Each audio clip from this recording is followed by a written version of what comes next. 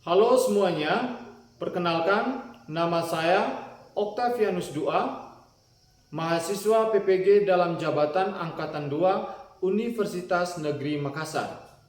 Pada kesempatan kali ini, saya akan menampilkan video pembelajaran pendidikan Pancasila dan kewarganegaraan pada materi pelanggaran hak asasi manusia. Model pembelajaran yang saya gunakan adalah problem based learning, pendekatan saintifik. Pada akhir pembelajaran ini, saya mendorong peserta didik untuk menggunakan teknologi pembelajaran dalam melakukan penilaian formatif. Video pembelajaran ini diambil pada tanggal 5 Desember 2023 pukul 8 sampai dengan 9.30 waktu Indonesia Timur, berlokasi di SMAS Thomas Aquino Golewa. Selamat menyaksikan. Berdiri. Risalah. Selamat pagi, Pak. Selamat pagi, silakan. Terima kasih.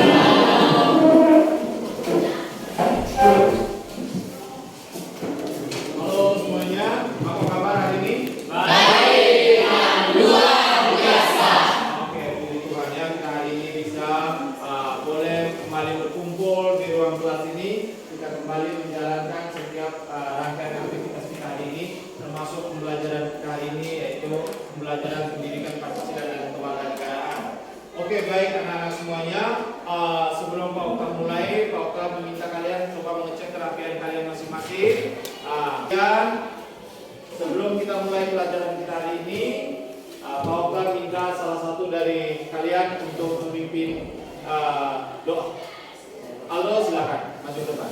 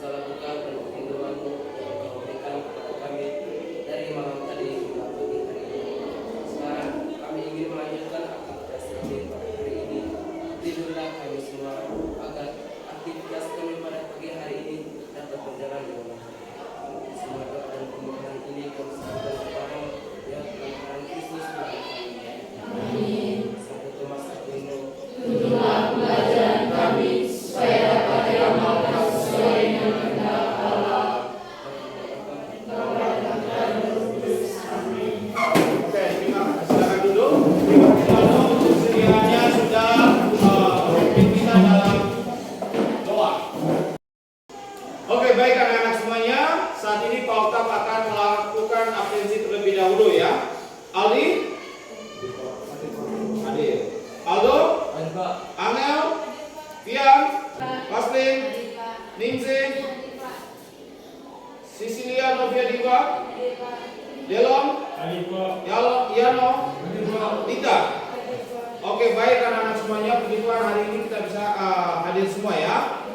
Oke, baik anak-anak sekalian, hari ini materi kita masih tentang KD 3.1 tentang menganalisis pelanggaran hak asasi manusia dalam perspektif Pancasila dalam kehidupan berbangsa dan bernegara, menyaji hasil analisis pelanggaran hak asasi manusia dalam praktik Pancasila dalam kehidupan berbangsa dan bernegara. Nah, sebelum Pak Okta melanjutkan materi kita hari ini, mungkin tadi atau beberapa hari yang lalu kalian mendapatkan informasi-informasi yang mungkin menjadi perhatian publik. Siapa yang mau jawab? Siapa bilang? Ya, silakan. Baik, kita akan menjawab contoh kasus pelanggaran HAM. Misalnya itu meninggalnya BRIMOB yang berasal dari NTT akibat penembakan kelompok kriminal bersenjata yang terjadi di Papua dan Bali. Oke, baik. Bahwa baru-baru ini kita mendengar ada peristiwa penembakan BRIMOB yang asalnya dari wilayah kita oleh kelompok KKB ya. Nah, anak-anak sekalian, manusia. Kira-kira apa yang kalian ketahui tentang pelajaran kita minggu lalu? Ayo. Tentang pengertian hak asasi manusia. Oh ya, minggu lalu kita sudah belajar tentang pengertian daripada hak asasi manusia. Apa itu hak asasi manusia? Hak asasi manusia adalah sebuah konsep hukum dan normatif yang menyatakan bahwa manusia memiliki hak yang melekat pada dirinya karena ia adalah seorang manusia. Hak asasi manusia berlaku pada kapan saja, di mana saja, dan kepada siapa saja, sehingga sifatnya universal. Oke, baik. Terima kasih Yano. Silahkan duduk ya, bahwa hak asasi manusia itu adalah hak dasar atau hak pokok yang melekat pada diri manusia kapan saja dan di mana saja. Kemudian sekalian, kita akan masuk tentang materi kita tentang pelanggaran hak asasi manusia. Ya, kita akan berbicara tentang pelanggaran hak asasi manusia. Untuk tujuan pembelajarannya adalah yang pertama, peserta didik dapat mengetahui tentang pelanggaran HAM itu sendiri. Kalau kemarin kita sudah tahu tentang pengertian daripada hak asasi manusia, hari ini kita harus tahu tentang apa itu pelanggaran hak asasi manusia. Yang kedua, peserta didik dapat mengetahui jenis pelanggaran HAM. Yang ketiga, peserta didik dapat mengetahui penyebab pelanggaran HAM. Dan yang keempat adalah peserta didik dapat mengetahui dan memahami kasus-kasus pelanggaran HAM yang terjadi di Indonesia. Nah, untuk memahami materi ini anak-anak sekalian, mari kita simak video berikut ini.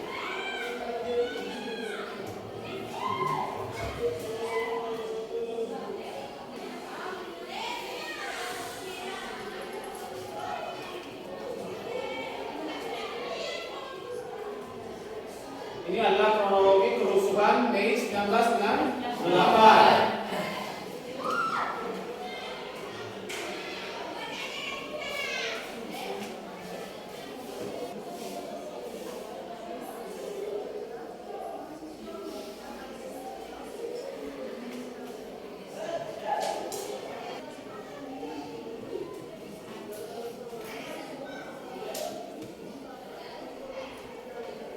Untuk kalian, kira-kira apa tanggapan kalian setelah melihat tayangan tadi?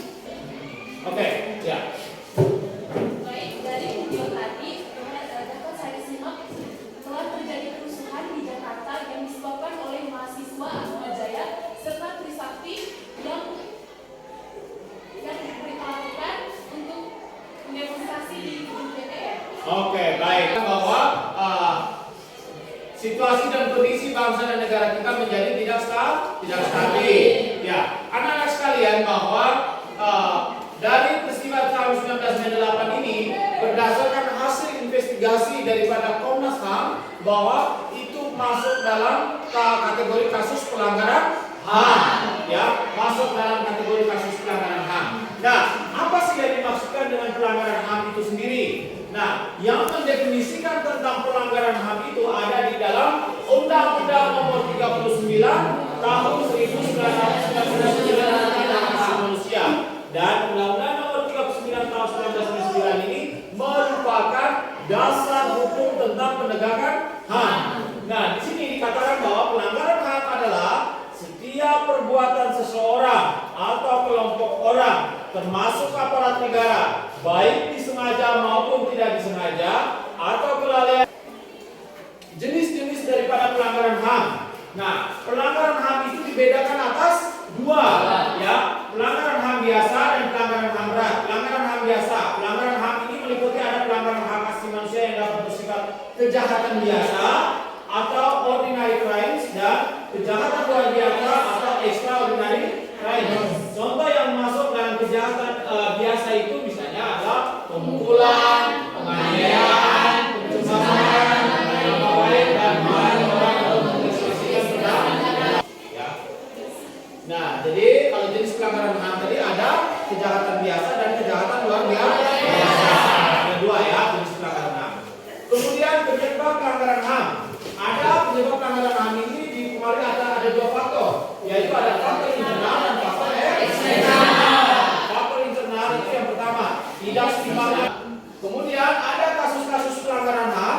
Ini adalah ada kasus peristiwa Tanjung Priok 1984 ada peristiwa Aceh, kasus terbunuhnya Marsina, kasus terbunuhnya wartawan Udin, tragedi Trisakti dan Semanggi tahun 1998, peristiwa kekerasan di Timur Timur pasca gajah pendapat.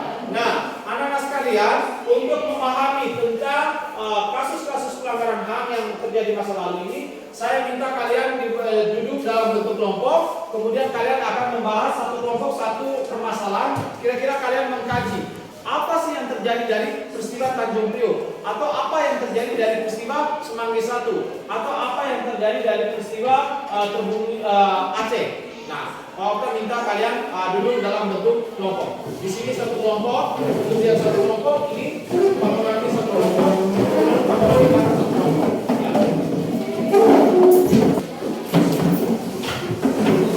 Oke, baik anak-anak. Pak Oktav akan membagikan LKPD ini. LKPD ini kalian akan kerjakan di dalam kelompok. Ya, kalian akan kerjakan di dalam kelompok dan kalian hasil pekerjaan kalian presentasikan di depan.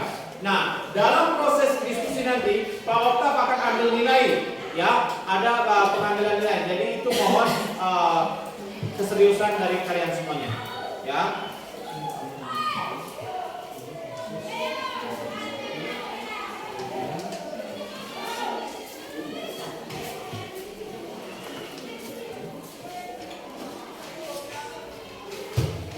Kemudian kalian dengan informasi itu kalian mencatat kira-kira apa yang terjadi dari peristiwa itu sendiri.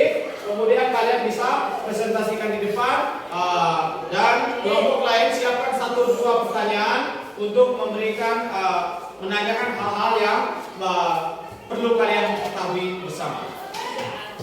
Oke, untuk waktu diskusinya Pak Oktav kasih hanya 5 menit bisa? Bisa ya, 5 menit ya. Silakan kalian koordinasikan.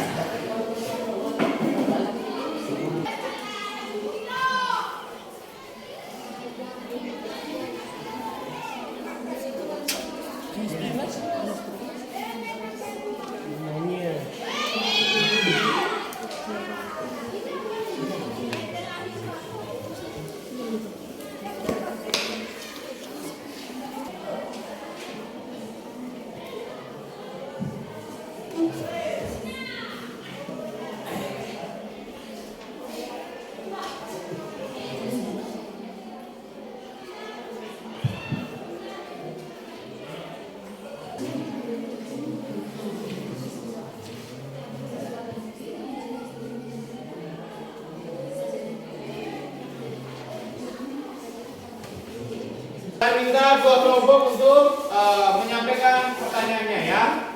Atau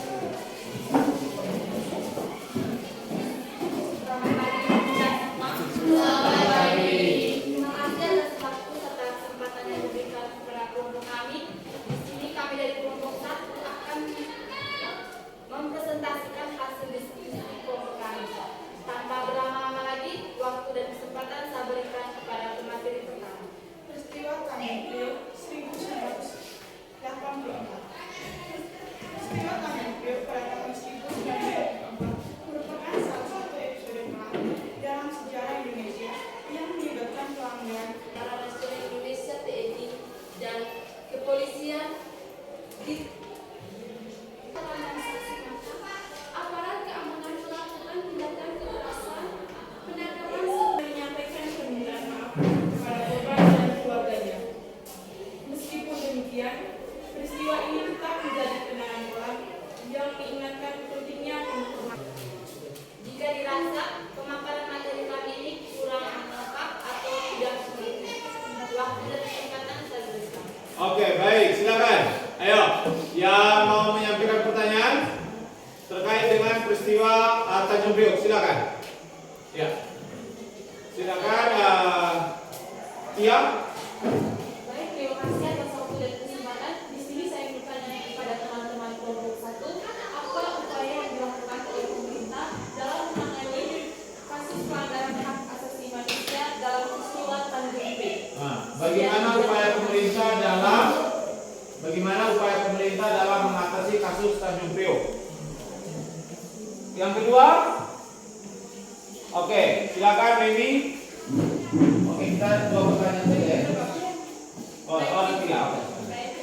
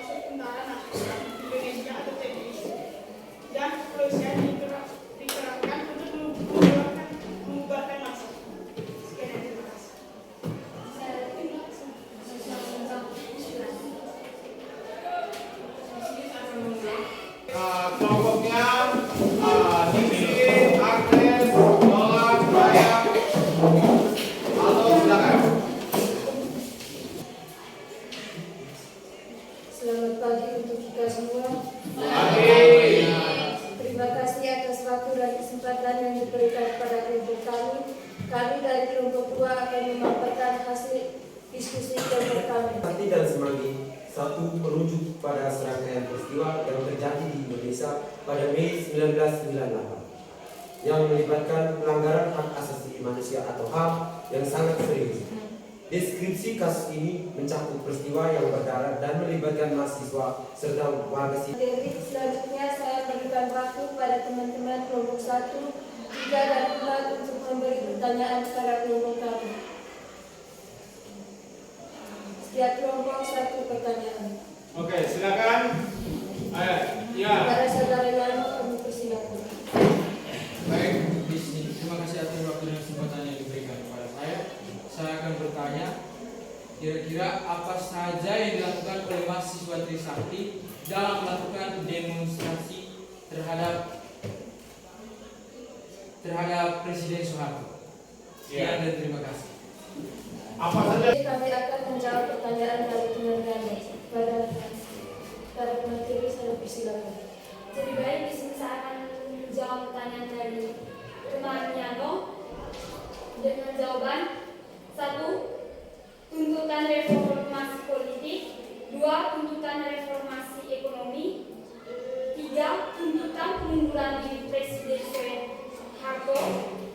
4. Tuntutan perlindungan dan keadilan bagi korban kekerasan. 5. Tuntutan kebebasan pers dan kebebasan berpendapat. 6. Tuntutan perlindungan hak asasi manusia. Sekian dan terima kasih. Apakah jawaban kami bisa diterima? Baik, di sini saya agak sedikit. Ya. Karena di sini yang saya tanyakan yaitu apa saja yang dilakukan oleh mahasiswa Trisakti, bukan tuntutan yang mereka dituntutkan kepada Presiden Soeharto. Tapi yang saya tanyakan, apa yang mereka lakukan ketika melakukan unjuk rasa. Sekian dan terima kasih. Oh, oke. Apa saja yang mereka lakukan? Baik, di sini saya langsung menjawab pertanyaan dari teman Yano dengan punya pertanyaan apa saja Yang dilakukan mahasiswa kepada Presiden Soeharto. Menurut pendapat kami, dengan adanya teks ini, kami berpendapat bahwa mahasiswa melakukan demo kepada Soeharto untuk mendapatkan keadilan. Apakah jawaban dari Oke, baik, Pak Okta tambahkan ya. Jadi apa saja yang dilakukan oleh mahasiswa pada saat itu ya? Jadi pada saat itu mereka melakukan aksi unjuk rasa. Nah, mereka lakukan aksi long march dari Jalan Kiai Tapa menuju ke Jalan Hasyim Asy'ari dan terus ke gedung MPR DPR ya, MPR DPR. Nah, apa saja mereka lakukan? Mereka menyiapkan segala hal yang kebutuhan, mulai dari mobil komando dan lain sebagainya. Itu. Kemudian bahkan mereka melakukan aksi perlawanan terhadap pihak kepolisian. Kemudian di dalam aksi mereka terus meneriakan tuntutan-tuntutan yang mereka ingin sampaikan kepada pemerintah itu sendiri. Nah, tuntutan itu yang seperti yang sudah dibacakan oleh Agnes tadi ya. Oke, bagaimana? Sudah ya? Presentasi dari kelompok kami, sekian dan terima kasih. Oke. Selamat pagi untuk kita semua. Selamat pagi. Sekali lagi selamat pagi untuk kita semua. Selamat pagi. Baik, terima kasih atas waktu dan kesempatan yang telah diberikan kepada kami kelompok 3. Di sini kami akan membahas tentang peristiwa Aceh. Waktu selanjutnya saya berikan kepada pemateri pertama. Peristiwa Aceh. Peristiwa Aceh pada tahun 1990 sampai 1998 merupakan periode yang diwarnai oleh serangkaian pelanggaran hak asasi manusia atau HAM yang terjadi di Provinsi Aceh, Indonesia. Pelanggaran HAM yang mencuat antara lain adalah eksekusi tanpa pengadilan, penyiksaan, hilangnya orang secara misterius, dan penggunaan kekuatan berlebihan oleh aparat keamanan. Banyak warga sipil, termasuk mereka yang tidak terlibat dalam konflik, menjadi korban kekerasan, trauma, ketidakkeamanan, dan ketidaksetaraan di antara penduduk Aceh. Peristiwa ini menjadi sorotan internasional dan memicu kekhawatiran tentang pelanggaran HAM yang terjadi di wilayah tersebut. Sejumlah upaya rekonsiliasi. Baik, sekian dari pemaparan materi dari kelompok kami. Waktu selanjutnya saya berikan kepada teman-teman yang ingin bertanya kepada kelompok kami. Kepada teman Agnes, silakan. Baik, selamat siang Sob dan kesempatannya. Di sini saya perwakilan dari kelompok 2 akan memberikan pertanyaan kepada teman-teman kelompok 3. Silakan. Dengan pertanyaan, jelaskan latar belakang kemunculan gerakan Aceh Merdeka. Di sini saya meminta teman Delon yang menjawab pertanyaan saya. Sekian dan terima kasih. Oke, baik ya. Baik, terima kasih kepada teman Agnes yang sudah bertanya dengan pertanyaan yang begitu bagus kepada kelompok kami. Oke, di sini kami akan menjawab pertanyaan yang telah dilontarkan oleh teman Agnes kepada kelompok kami. Di sini kepada pemateri Delon, silakan. Penyebab munculnya gerakan Aceh Merdeka yaitu adanya konflik yang bersumber dari perbedaan pandangan tentang hukum Islam, kekecewaan tentang distribusi sumber daya alam di Aceh, dan peningkatan jumlah pendatang dari Jawa. Bagaimana teman Agnes? Teman Delon,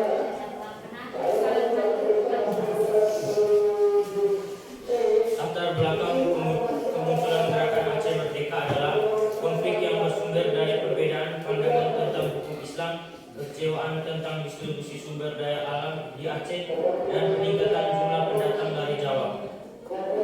Bagaimana teman Agnes? Oke, makasih ya. Terima kasih teman Agnes. Jadi gerakan Aceh Merdeka itu salah satu gerakan separatis ya. Gerakan separatis yang pernah terjadi di negara kita.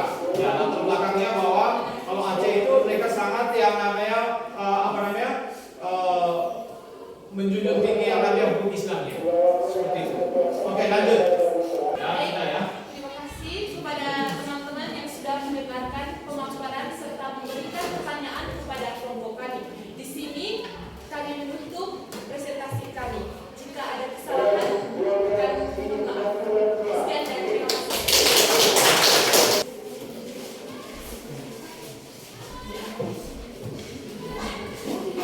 Silakan. Selamat pagi kita semua. Selamat pagi.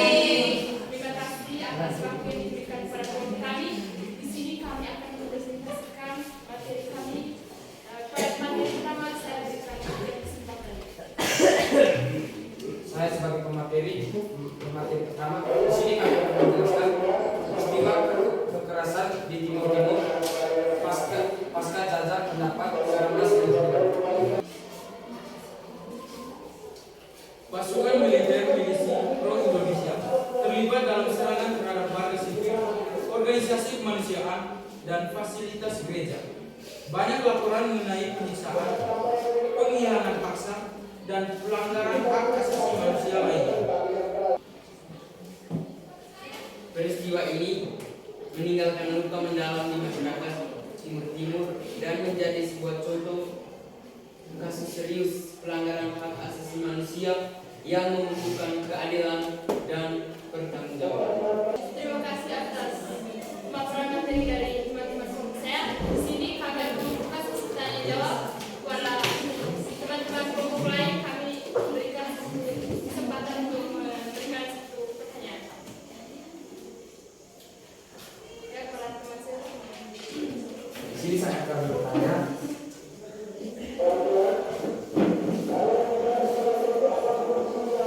mengapa Timur Timur sejak tahun 1999 tidak termasuk ke dalam provinsi di Indonesia, sedangkan Timur Timur lepas dari provinsi Indonesia sejak tahun 2002?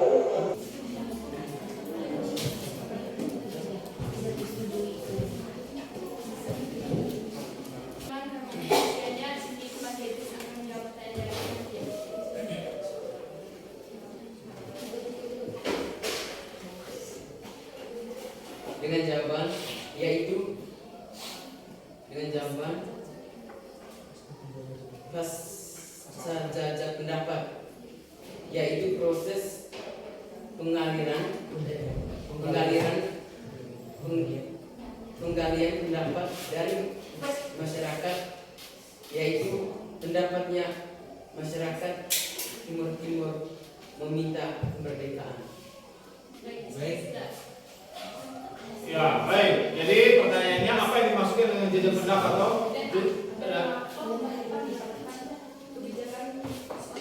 Ya, dan mengapa pemerintah menerapkan jajak pendapat itu sendiri? Karena memang ya proses jajak pendapat itu adalah proses untuk mendapatkan pendapat, menggali pendapat daripada masyarakat itu sendiri. Jadi minta mereka. Lalu itu adalah pengertian daripada jajak pendapat. Yang kedua adalah mengapa mereka melakukan itu? Karena semuanya itu adalah kembali pada kepentingan rakyat. Ya.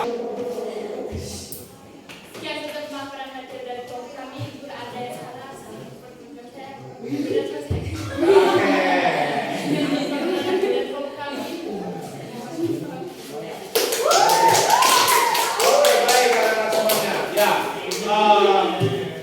terima kasih banyak untuk partisipasi kerjasama kalian ya dalam proses diskusi kelompok. Pak Oker sangat memberikan apresiasi ya. Kalian sudah memberikan itu dengan baik. Nah, dari materi yang kita pelajari dapat kita simpulkan ya. Dari materi yang sudah kita pelajari dapat kita simpulkan bahwa di negara Indonesia terjadi pelanggaran hak asasi manusia. Nah, pelanggaran hak asasi manusia itu bisa dalam bentuk gerakan separatisme. Ya, ada gerakan separatisme, yaitu ada peristiwa gerakan Aceh Merdeka dan peristiwa Timor Leste. Ya, kemudian banyak sekali korban-korban yang warga masyarakat yang menjadi korban dari peristiwa-peristiwa tersebut. Sebelum pelajaran ini ditutup, Pak Okta minta 1-2 orang untuk memberikan refleksi. Kira-kira apa manfaat kita mempelajari materi kita pagi hari ini? Ayo, kira-kira apa yang kamu dapatkan? Pak Okta minta 1 siswa untuk merefleksikan. Ada? Iya, silakan Tia. baik, terima kasih atas waktu dan kesempatan yang telah diberikan kepada saya. Di sini manfaat yang dapat kita peroleh adalah kita dapat belajar bersama-sama bahwa pada tahun 1990-an telah terjadi kasus pelanggaran hak asasi manusia di Indonesia, serta adanya gerakan-gerakan separatis atau memisahkan diri dari Indonesia, seperti kelompok-kelompok tertentu yang ingin memisahkan diri dari negara Indonesia. Oke, baik ya. Jadi manfaatnya itu adalah kalian akhirnya mengetahui bahwa ternyata peristiwa Indonesia masa lalu itu pernah terjadi kasus pelanggaran HAM. Kemudian ada munculnya gerakan-gerakan separatis. Ya, artinya bahwa ke depan kita harus bisa menjaga hak asasi manusia kita dan menjaga menghormati hak asasi manusia orang lain. Dan kita harapkan bahwa tidak ada muncul gerakan-gerakan separatis berikutnya. Oke, baik. Anak-anak semuanya, saat ini Pak Okta minta kalian untuk mengerjakan LKPD. Ya. Oke, baik anak-anak, silakan ambil handphonenya, kemudian buka Google Chrome, kemudian ketik quizzes. Ya, ketik quizzes. Kemudian setelah ketik quizzes, di situ dia akan minta passwordnya. Ya.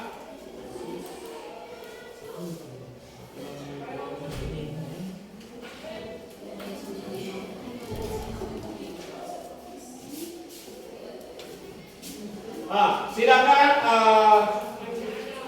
entry itu kodenya 278183. Ayo, silakan join 278183.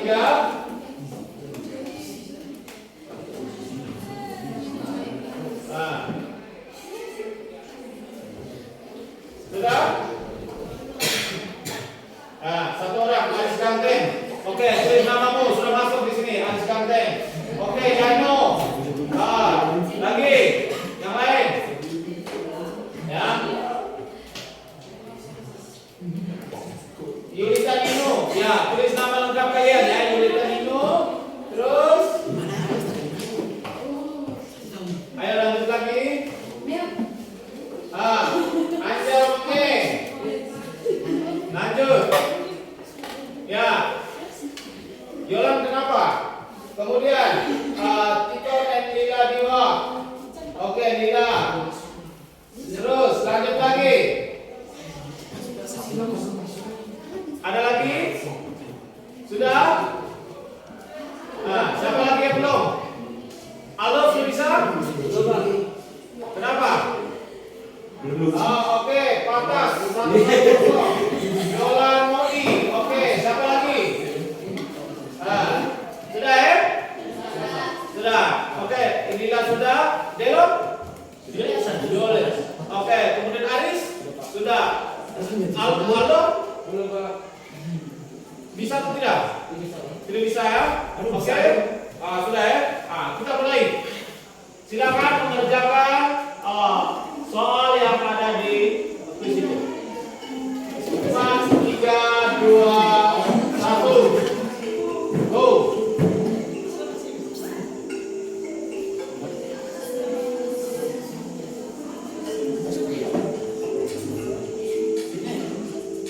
Oke, ini Yulita Nino. Terus, yang naik terus pintasnya ya.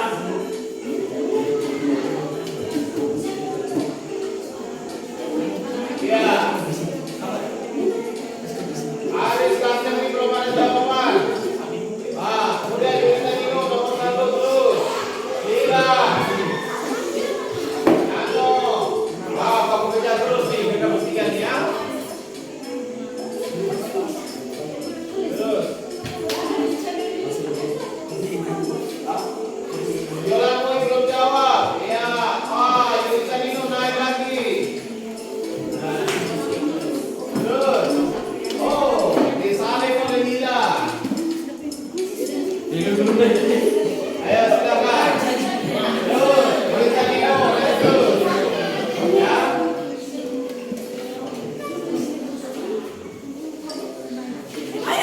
Kemudian terus Angel Menge. Lila, Lila naik terus nih ya. Dikejar terus, disusul oleh Yano. Yolanoi mulai masuk.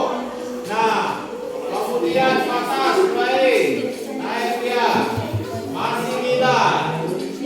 Masih dipegang oleh Lila. Terus.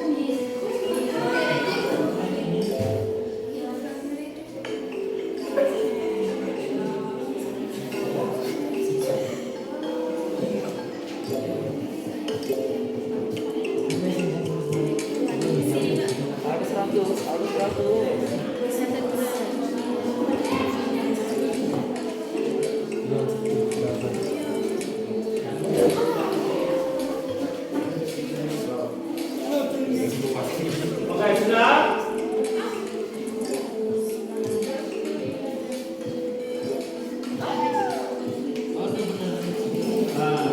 Oke. Lagi.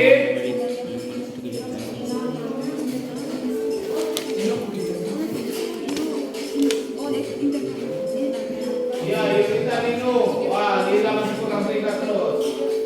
Kemudian terus.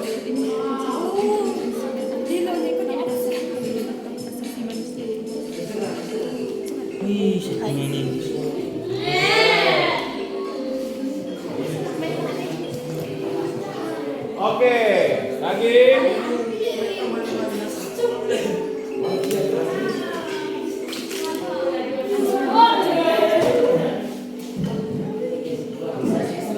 Waduh, lu belum di bawah.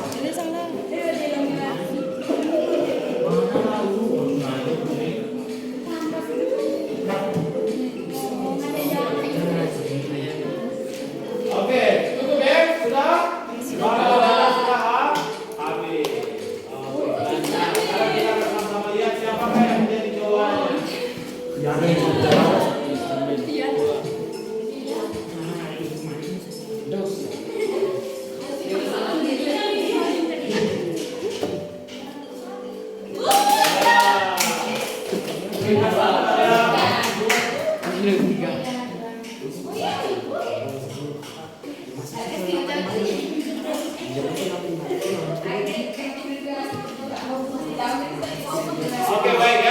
Itu ya anak-anak tentang sudah pengambilan sila bersedia untuk pimpin doa. Pimpin? Ya silakan boleh tampil di depan. Ayo semuanya berdiri ya.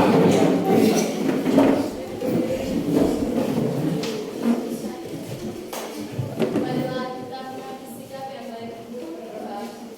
Dalam nama Bapa dan Nama dan Roh Kudus. Amin. Ya Allah, dari dalam surga, puji segala syukur dan bangkit hadirat-Mu atas berkat dan perlindungan-Mu dari pagi tadi hingga saat ini. Kami dapat menyelesaikan kegiatan kami dengan lancar. Lindungilah kami